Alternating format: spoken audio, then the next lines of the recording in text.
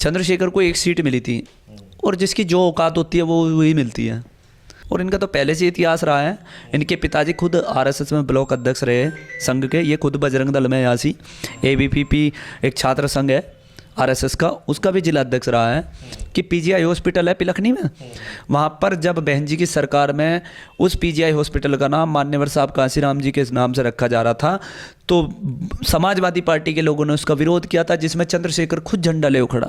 तो काहे का ये साहब कांसीराम जी का अनुयायी हो गया? अरे जिस महापुरुष के नाम से ये दलित विरोधी पार्टियों के साथ खड़ा होकर झंडा लेकर खड़ा, तो क्या ये साहब कांसीराम जी कमीशन को चलाएगा? घंटा चलाएगा। उत्तर प्रदेश की रिजर्व सीट लोकसभा नगीना पर इस वक्त जो है पूरा कोहराम मचा हुआ है। एक तरफ आजाद समाज पार्टी के राष्ट्रीय अध्यक्ष चंद्रशेखर ने हुंकार भर दी है और दूसरी अगर बात करें तो बसपा ने मान्यवर काशीराम जी की छोटी बहन को मैदान में उतारने के लिए संकल्प ले लिया है। अब आखिरकार देखना यह है कि उस सीट पर किस प्रकार इन दोनों के बीच जो चुनावी जंग है क्या रंग लाती है। और बातचीत करने के लिए मेरे साथ मौजूद है नेशनल भीम आर्मी के राष्ट्रीय अध्यक्ष लोकेश कटारिया। लोकेश भाई, कल आपने एक बयान दिया कि चंद्रशेखर रावण लगातार दलितों को फायदा उठाते हैं। ये बातें आपने सोशल मीडिया पर कह तो दी, तमाम बयानबाजी भी कमेंटबाजी भी आ रही है। अब आप देखते हो कि मान्यवर काशीराम जी की राह पर चलने वाले चंद्रशेखर रावण कहते हैं कि मान्यवर काशीराम जी की राह पर मैं चलता हूं।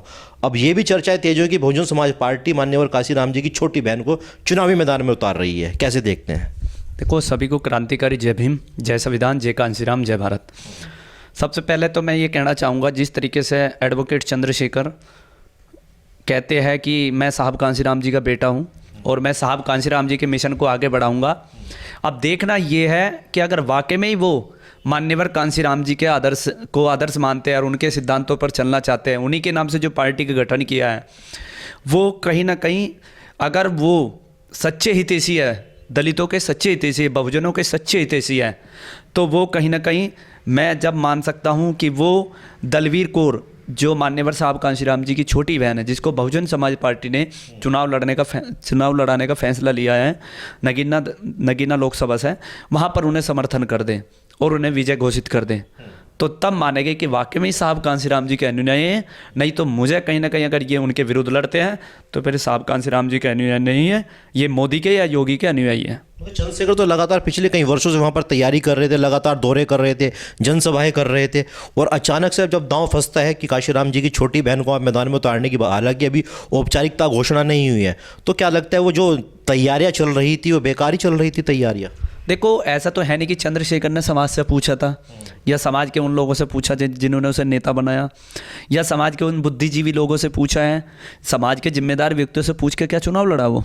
क्या वो तैयारी करता था समाज के लोगों से? अगर तैयारी ही करनी होती तो अपने ज़िले में करे ना। सहारनपुर की लोकसभा से चुनाव क्यों नहीं लड़ रहा? अगर हम जब मानते हैं रिजर्व सीट पे तो कोई भी लड़ लेगा, एससी रिजर्व सीट पे कोई भी एससी लड़ लेगा। लड़ना होता है जनरल सीट पे, फाइट होती है जनरल सीट पे।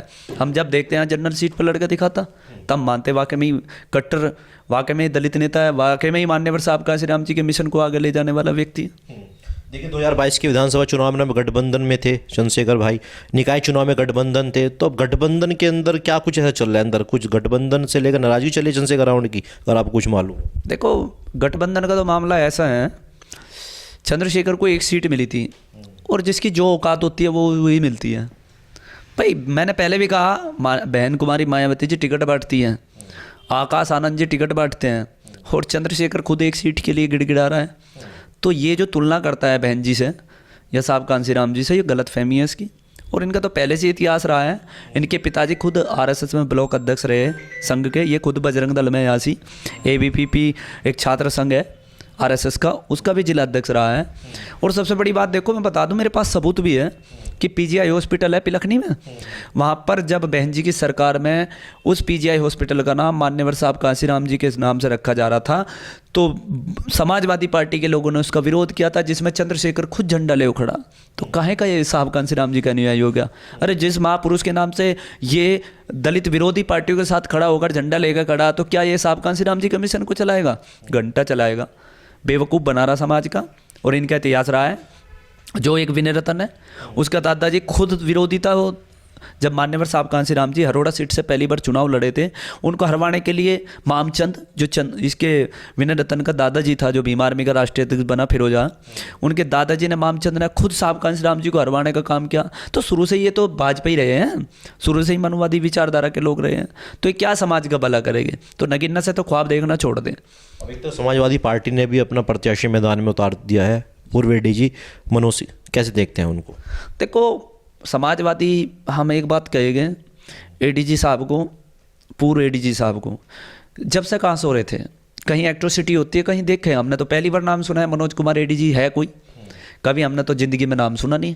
जो फील्ड में रहता है हम उसे जानते हैं, और जो ये बाबा साहब के दिए हुए आरक्षण की वजह से जो मज़ा लूट के अपने घर में बैठे, हम नहीं जानते कौन है Manoj Kumar, I don't know. हाँ, आर.के. सिंह जी को जानते हैं जो पूर्व IAS रह चुके हैं, और ओमवती जी को जानते हैं जो नगीना से विधायक भी रह चुके, राज्य मंत्री, उनका फील्ड वर्क अच्छा है बिजनौर में, और उन्होंने संघर्ष भी किया है, और उन लोगों ने गरीब लोगों की मदद भी की है। उनके पूरी फैमिली को हम जानते हैं, और कहीं ना कहीं वे दलितों के हित के लिए और बहुजनों के हितों के लिए वे हमेशा खड़े रहते हैं।